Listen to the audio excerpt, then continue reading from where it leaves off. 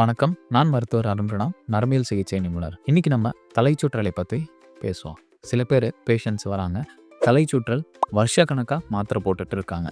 இப்படி போடுவது சரியானு கேட்டிங்கன்னா கண்டிப்பாக கிடையாது. நம்ம தலைச்சுற்றல் எதனால் வந்திருக்குன்னு காரணம் தெரிஞ்சால் நம்ம அது ட்ரீட் பண்ணோனாலே இந்த பிரச்சனை சால்வ் ஆகிடும்.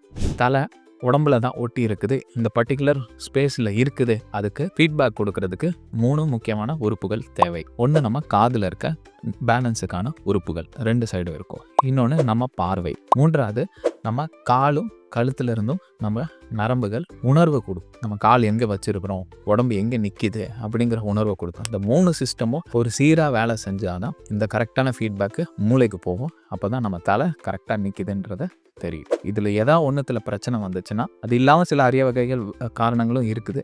பட் மெயினாக இந்த 3த்தில் ஏதாவது ஒன்றுத்தில் பிரச்சனை வரும்போது நம்மளுக்கு தலைச்சுற்றல் வரலாம். இப்போ காரணம் கண்டுபிடிச்சு அதுக்கேற்ற மாதிரி சிகிச்சை எடுப்பது நல்லது. நன்றி.